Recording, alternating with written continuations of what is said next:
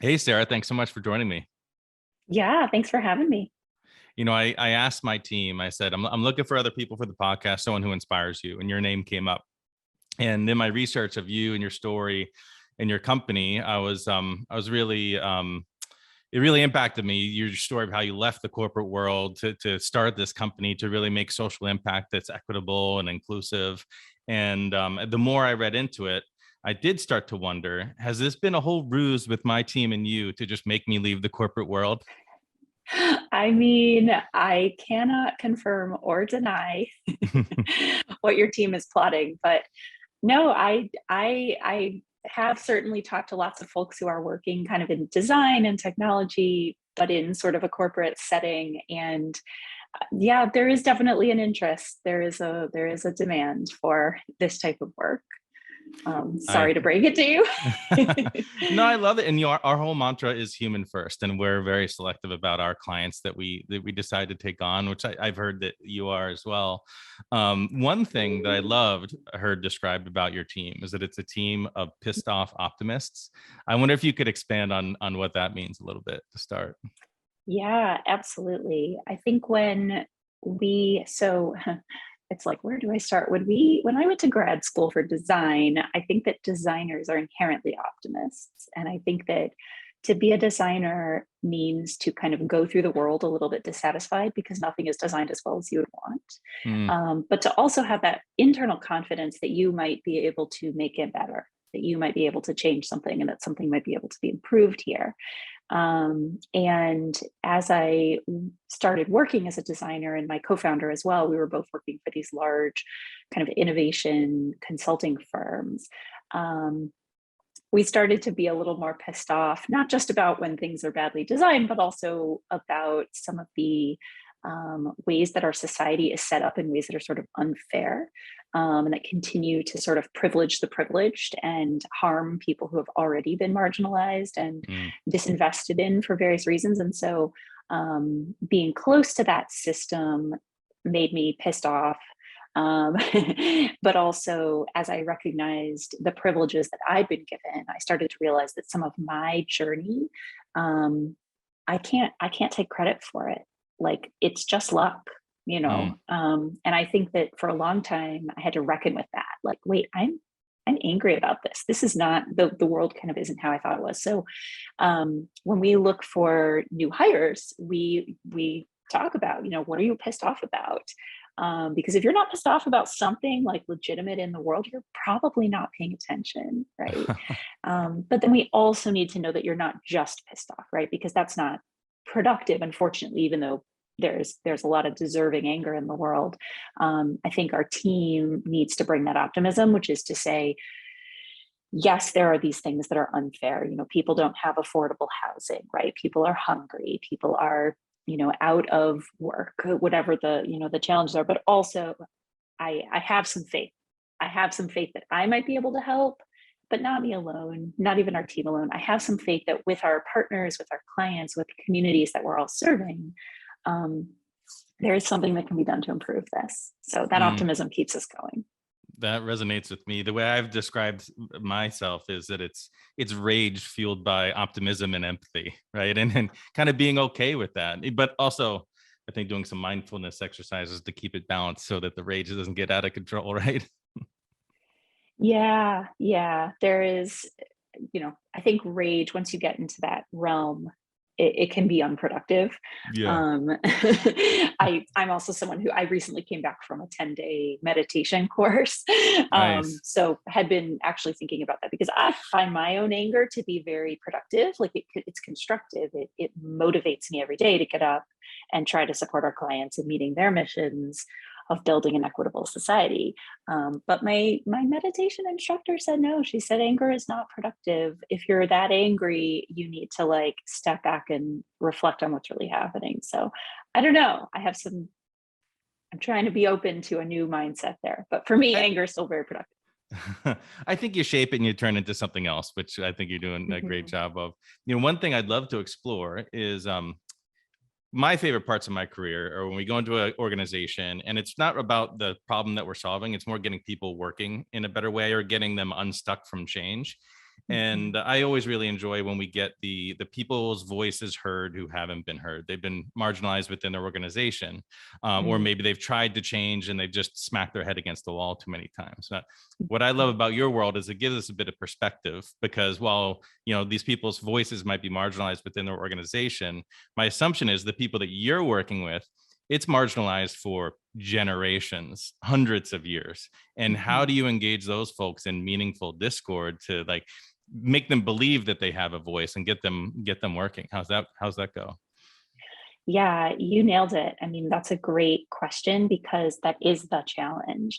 I think that for our clients, every project has a reckoning, at least one reckoning moment where they say, oh my gosh, I didn't realize that we were, perpetuating a problem, or that our services haven't been meeting folks where they're at, or, for whatever reason, they have to kind of reckon with their own complicity in the challenges that they are often working to solve. So on the client side, that's almost the first point that you made. I want to address the fact that, like, even though we are designers and we're not therapists and we're not social workers, we are often having to support our clients through what is a difficult moment. Our team will joke, like, the reckoning's coming, here it comes, but it's productive as long as we can move through it and bring them to kind of a place of like, I'm so glad that we got this information, because imagine if we didn't, right? On the community side, I think getting folks to trust in the process, and to trust that not only will their voices be heard, but actually something might be done about it, is really tricky. It's the challenge.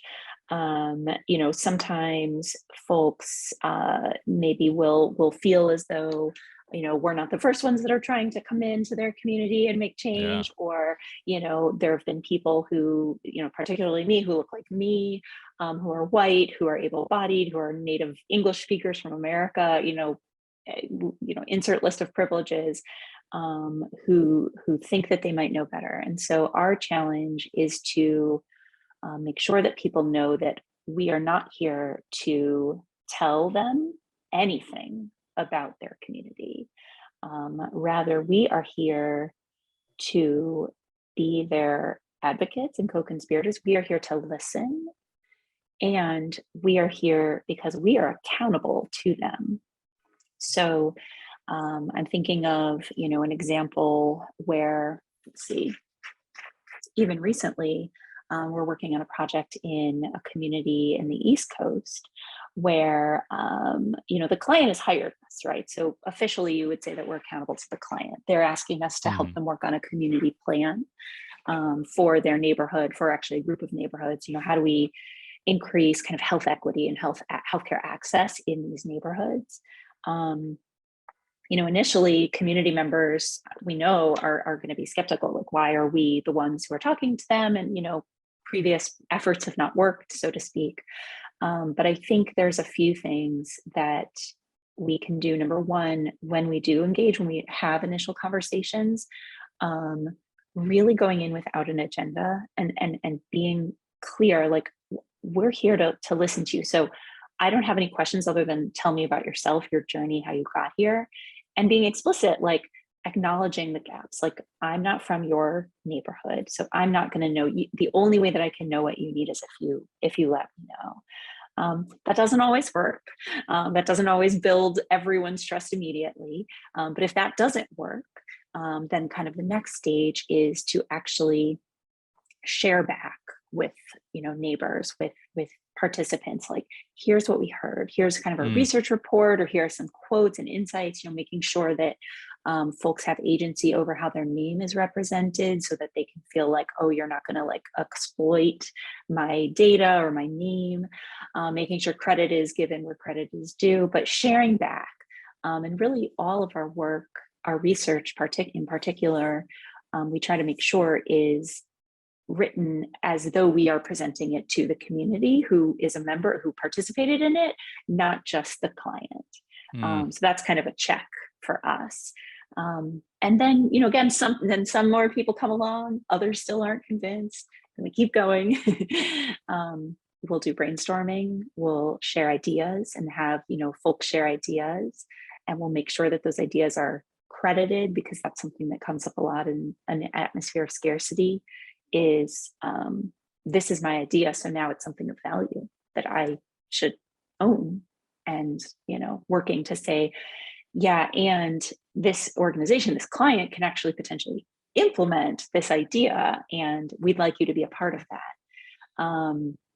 Sometimes maybe the last kind of stage is we'll actually build a local design team or a community design team and give them actual decision-making power. Imagine that. It's tricky, sometimes. So a community in Texas that we worked with, that was focused on childcare, they wanted to build a community design team, and the first workshop, I think a lot of folks were skeptical. It's about 15 people, someone from the church, someone from the library, people, local leaders across town. And we asked them, like, children, healthy children's big space, like, where should we focus within that big space? And by the end of the day, we'd arrived at childcare. And I think that one workshop, that one, like, maybe 6-hour workshop to get down to, like, this is the space we're going to focus on, I think it built trust with every single person in that room, because they were like, wow, we advocated for childcare as our greatest need, and now this is the direction this project is taking.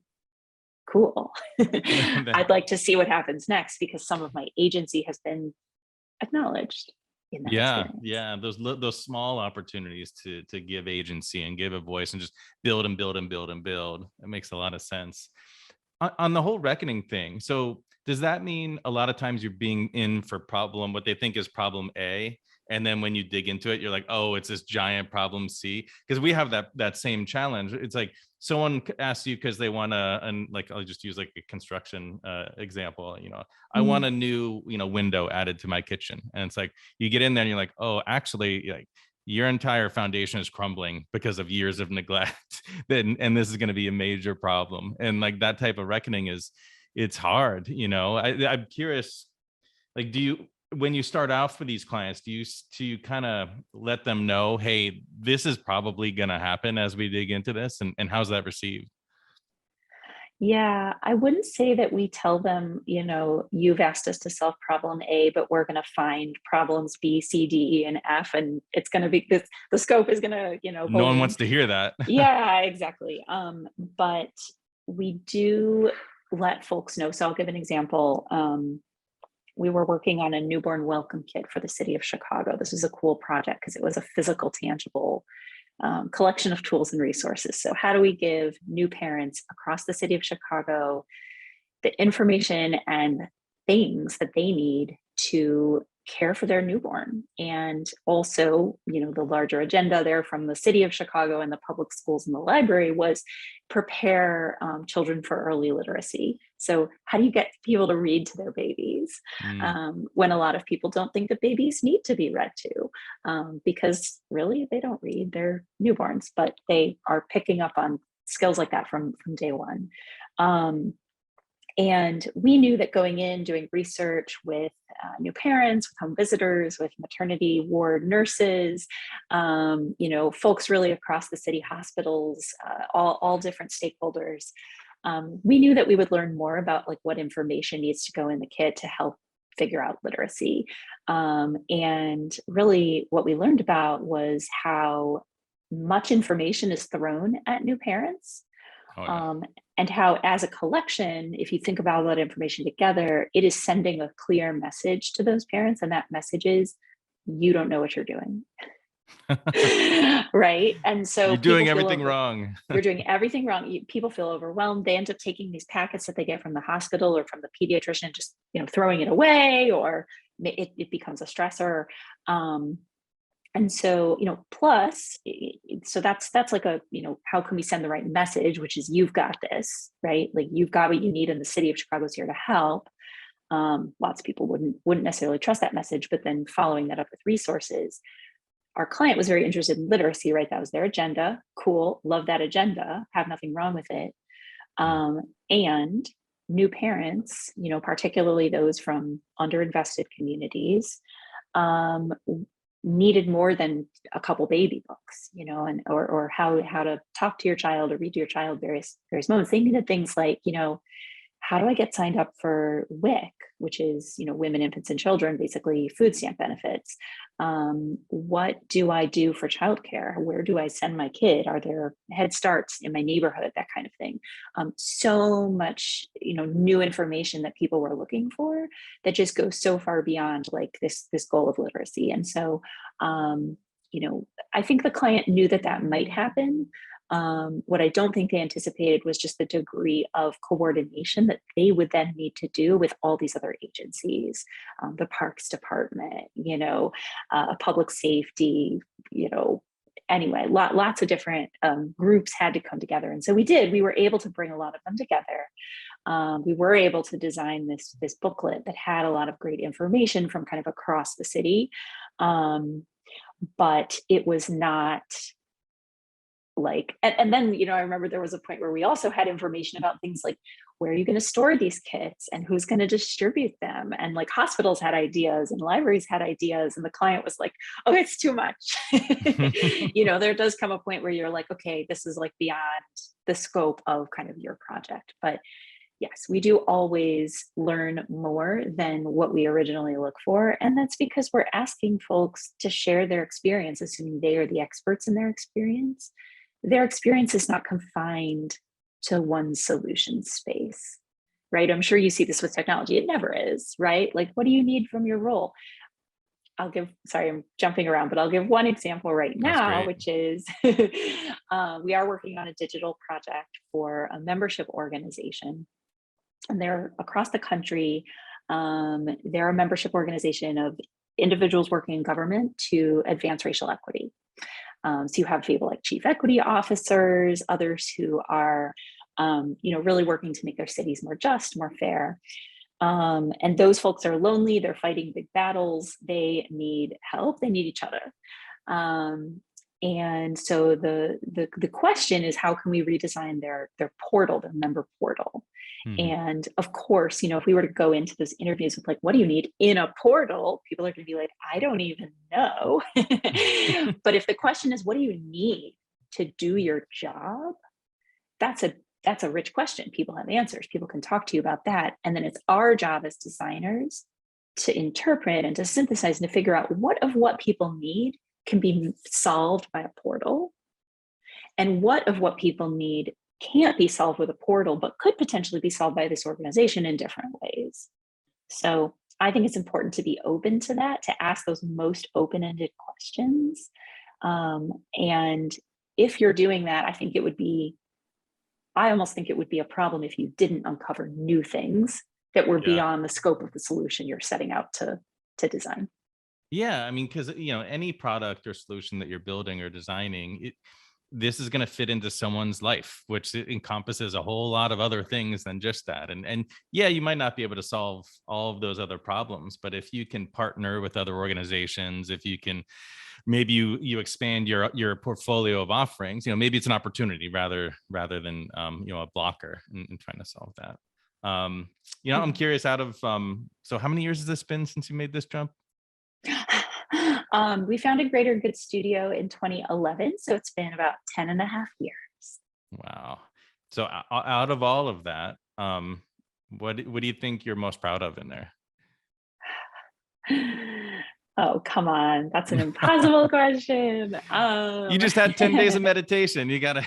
I did think about a lot of things. Yeah, gosh, I mean, so many projects that I'm proud of. I feel like for me, and I don't know if this is like the answer that you would want, but this is probably the most true. Like, every project was amazing. I'm proud of the work that we did. I'm proud of the work our clients did with our, you know, support and nudging. We do a lot of getting people to act, right?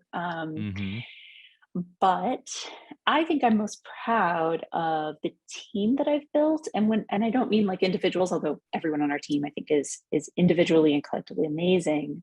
But I'm proud of the culture that we've created at our studio, because I think we, you know, from the start, a little bit counterintuitively, we were like, we are going to trust people until proven otherwise. Like, we are going to give trust such that, you can manage your own schedule. You can decide when and where you work.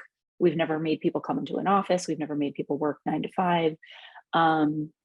And most, not now because of COVID, but in typical times, most people come into the office most days because we are working collaboratively and we are working tangibly on paper, on the walls. And I think that, it's not to say like, oh, the office is the thing I'm most proud of, because we don't even have one right now. But I think it's that culture of like trust. I'd worked in places prior that were very not that, that very much did not trust their team. There were all these kind of rules in place that made you feel like a, 10-year-old.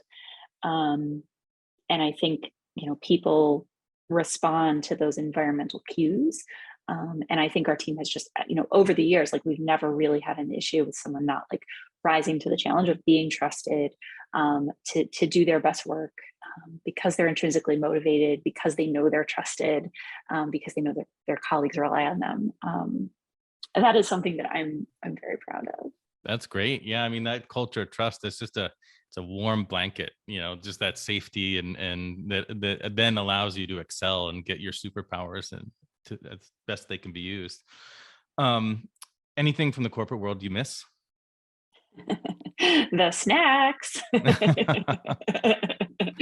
it, huh? Well, that's a funny question. I remember when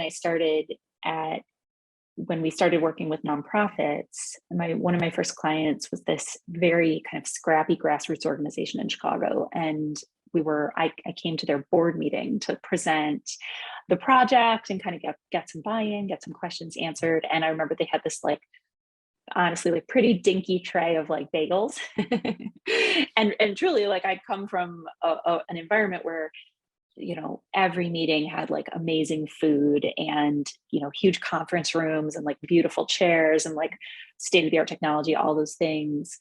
And yet, with all of those sort of comforts, like creature comforts, I guess I always had the impression that a lot of my corporate clients were operating in an environment of fear, such that they were like, trying to get promoted, trying to not get fired, trying to kind of please a superior or not piss off a superior. Like, it was really this like carrot stick environment where I felt like they were innovating because they were nervous not to, not necessarily innovating because they felt personally compelled. And now that is not to say that all people working in a corporation feel that way. That is certainly not meant to throw shade on, all corporations. I think I just happened to work for a string of clients that were like, Fortune 500 institutions that had kind of taken on this approach. And it just felt so like, it felt like fear was the operating system, even though they were steeped in like, really like everything is fine. It was kind of what I wanted to say, like, look at this room, look at these snacks, like, you're gonna be okay. And for me, it was very in contrast. I did a project actually while I was still at the innovation firm, but it was for Nike. And Nike, obviously huge corporate client, very like passionate, ambitious culture. But they also had a project that I got to work on that was about nonprofits and how do we get more kids to play sports? How do we get more kids to play sports? Because sports is actually declining or was declining. This was 2009 maybe. That is both a social problem for the US, and it's a business problem for Nike. Right? And so the confluence of those things was really powerful. My job on that project was to essentially follow around these nonprofit leaders who ran like, soccer for refugee kids or like, doing all these sports-based youth development programs. And I was like, these people are running on love. Like, love is their operating system. They are doing what they do because they are in love with the people, the work, the mission. And granted, love doesn't pay as well as fear. It doesn't necessarily bring, the kinds of like monetary comforts, right? We had dinky snacks at that Metropolitan Tenants Organization board meeting. But everyone was in that room because either they themselves had been a low-income tenant who'd been, abused or exploited by a landlord, or they knew people who were, and they were there to say, we are going to stand up for the tenants, not the landlords. This was a project about housing. And I remember being like, you know what, like, I'm okay with this dinky bagel. Like, you don't have cream cheese. It's a little annoying. Like, I like my cream cheese. I am a Jew from South Florida. But I'd rather be in an environment fueled by love. And like I said, I'll just give that caveat. I don't think the two are mutually exclusive. But I do think that if you think about what is your operating system, I think it's better than any workplace benefit, I think. I completely agree. Yeah. And even when we look at what work we take on or what we don't take on, it's hard to put firm rules around it, because sometimes, depending on the company, it might be a certain part of that company. And ultimately it comes, back to our whole human first thing. It comes down to who are the specific humans that we're going to be working with at this organization. And do they mesh with our culture, close enough that this is going to work out for us? Yeah, it's a great point. I'm curious, because I'm assuming with the work that you do that there's a lot of design workshops. And when I think of the traditional workshops that we do with clients, and it's, a lot of, impact effort, things, and maybe even some arts and crafts with boxes, product boxes and stuff like that. How different is it in this world that you're operating in? Are there new kind of techniques or new exercises that you've had to implement? That's a good question. It's a little hard to say because I feel like all of our work has evolved so much, especially in the last couple of years. In the social sector, there is, I wouldn't call it quite the same as fear, but there is a lot of risk aversion. And I think to an extent, rightfully so, because often folks are nervous, about making a change to a program that they know is impacting people's lives. For example, if this is something that we do, like a client that we worked with who works on college access and persistence. So they're helping kids get into college and stay in college. Like, that's a big deal for those kids. If they change something and a year goes by with, the prototype or the experiment, and it doesn't work as well, that's a whole generation of kids, that's a grade level that's not maybe going to make it into college or stay. That's high stakes. Right. Exactly. Like it's a, so the stakes are high. Sometimes it's people's lives or livelihoods that are actually at stake. So I feel like we do a lot of getting our clients comfortable with the idea of prototyping. Prototyping, I believe, deep in my heart, is a tool for risk management. It's a tool for mitigating risk, right? We're going to try something, but we're going to try it small scale. We're going to try it short term. We're not going to spend a ton of money or time on it, and we're going to make sure that there aren't harms that are happening if we do prototype or pilot something new. But that's a practice that, like, I feel like actually maybe that is something that I miss from the corporate world, because I feel like our clients there were like, let's make a prototype, let's try it, let's go. There was sort of more of a culture of innovation and therefore risk taking than in the social sector. So, for example, right now, we're actually working with a housing and economic development authority, so a statewide agency. And one of the pilots that they want to try is actually a new mortgage product. This is a very new area, right? I did some work with Charles Schwab when I was in the corporate space, like working on financial products and financial services. But like, I'm clearly not an expert, right, in financial products. Like, I'm not going to write a term sheet. But here's the thing: if they want to create this new product, at some point, somebody has to write a term sheet. Somebody has to actually try it. And, this group is understandably very nervous about doing something like that because, we're the state agency, we have a lot of power. If we sit down with a funder, a bank or a lender, I should say, if we sit down with a lender and they think that our prototype is real, they might make decisions based on that. They might try to, they might give loans to people for this. They might, and so it's like, okay, everybody calm down. It's like we've had to do multiple kind of like walking them back from, we're putting something out there that's going to,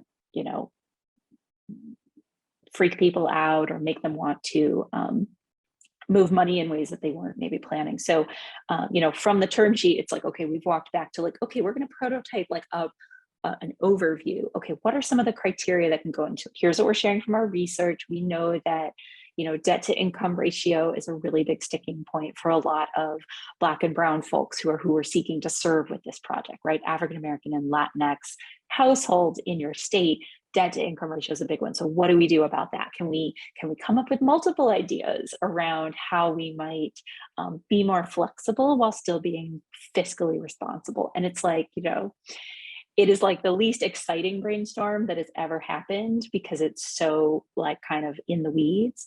But I mean, for us, it's thrilling. And I think for the client team too, because they're just getting more comfortable with the idea of like, we can put ideas out there that maybe aren't the right one, but we're not going to get punished for that.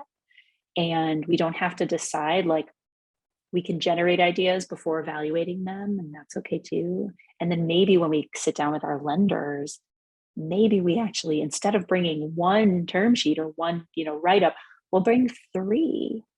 And then they'll know that this is not a real product. Mhm. And they'll know that they've actually been brought into the process a little earlier than they normally would. And that will build their buy-in. And it's like, I can see them slowly starting to like open to this approach of human-centered design. But I think it's about, comfort with things like prototyping and showing them that like, they're not going to get in trouble if they try something new.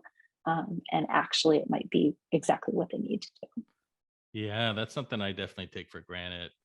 What must then become even more complicated is then when you move into a pilot program. I feel like with a lot of our clients, we'll pilot something. If it doesn't work, they're like, "Oh, no big deal. We'll kill it. We'll get rid of it." But the impact of giving something to people in a community and then taking it away must be so devastating. How do, how do you navigate that? Yeah. Yeah. I appreciate that question because that is another like really, it's something that keeps me up at night too, which is the idea of like, are we raising expectations only to then, dash them? I think there's a lot that we can do and that our clients can do around communication, around this is a test, this is a trial, while at the same time, even that language can actually be harmful because folks have been the subjects of experiments in the Mm, past, and that even is like a harmful idea. So we don't talk about like testing or experimenting, but we do talk a lot about piloting, and co-creating, co-designing, co-developing. So for example, there was a project that we worked on in North Minneapolis. It was kind of a disinvested neighborhood that was suddenly seeing a lot of interest from developers, and folks were understandably nervous. We came up with, there was a bunch of ideas on the table around youth jobs and around like celebrating the identity of the neighborhood, and those were cool too. But the concept that I know made it to a pilot was called the neighborhood circulator. It was basically a shuttle, like a free shuttle that would just go from business to business. And we encouraged the team to pilot, and they did, but in like a very Wizard of Oz, like smoke and mirrors kind of way. mm. They did have some funds. There was money to pilot, so it wasn't like we made them just figure that out on their own. The money was part of the deal here. This was a grant project, so there was a funder who gave us funds, and then we kind of distributed. But the pilot was, well, we need a bus and we need some locations to take people to.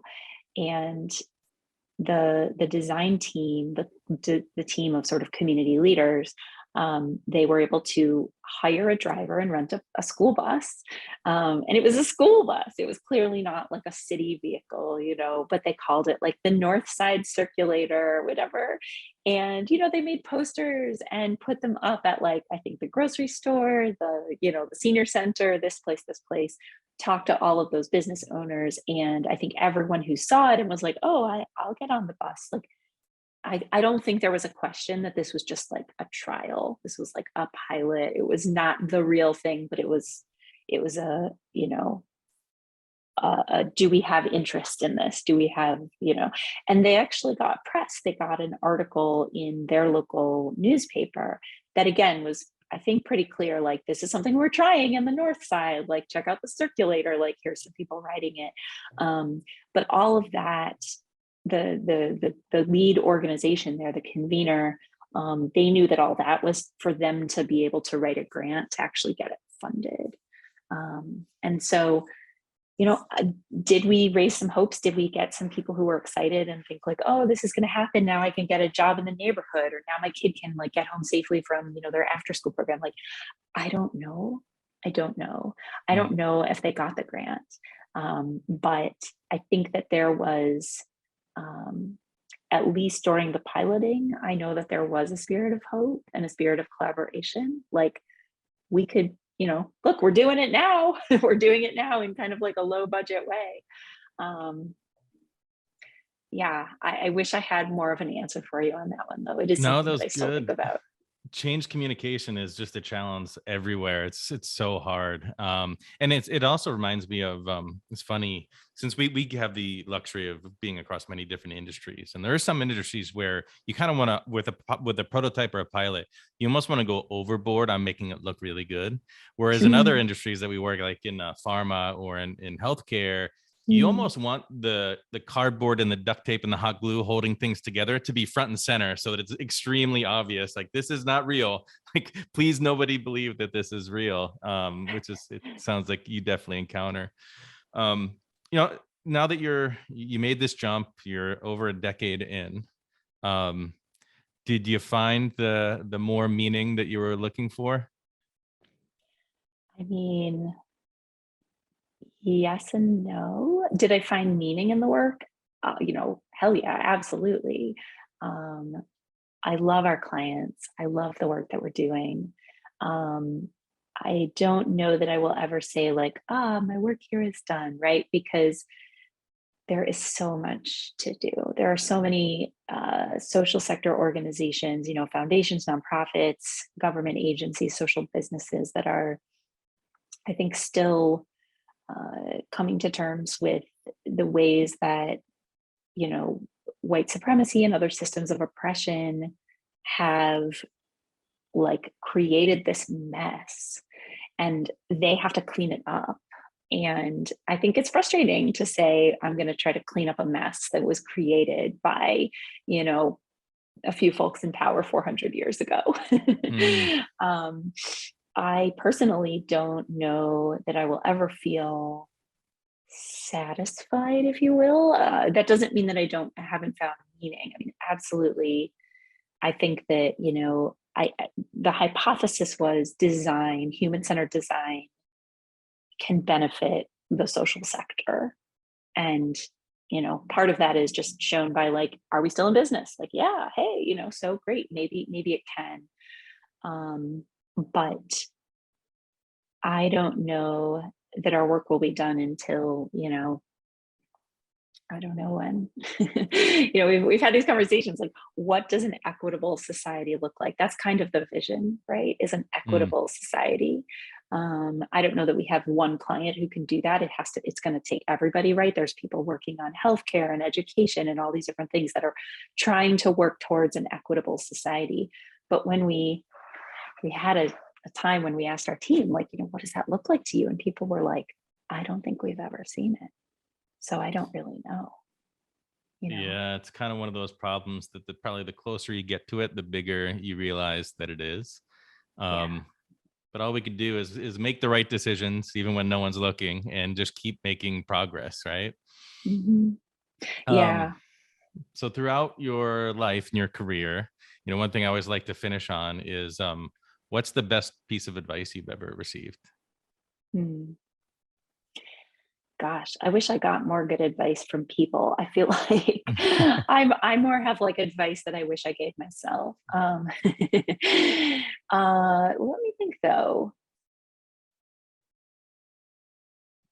well, some of the advice I've been given has new meaning for me now. So, for example, when I started my career, I was 25, just out of grad school, and I worked in this company that was very much like male dominated. I was one of maybe 2 or 3 women on a 25-person team. All the senior executives were men. It felt like a very masculine environment, and I remember being like, okay, how am I going to exist in this space? And a lot of the initial conversations that I had with people were like, you know if you want to succeed in this place, you're going to have to speak up, like get in there and speak up and make your voice heard, and throw some elbows, basically. And I feel like that's been advice I've been given a little bit throughout my life as a woman, is like compete with the boys kind of thing. And it's only recently that I've realized that, I was always told that my value came from my speaking, basically. When you talk, when you say something, that's when you're adding value. Raise your hand in class, that kind of thing. And so I did. But I think now, as a leader, what I've started to realize is that there's actually value, maybe even more value, in my listening than there is in my talking. And so I've had to kind of retrain myself around, what does it mean to be a leader, and like maybe a good leader, which is really about listening. It is not about talking. And the more that I can really just be quiet and not just hear people, but believe them. I think that would seem self-evident, but it's not always. Yeah. But the more that I can really hear people and really believe them, I think that is what's going to take me into the next chapter of my own leadership. No one told me that, but doesn't mean it's not important.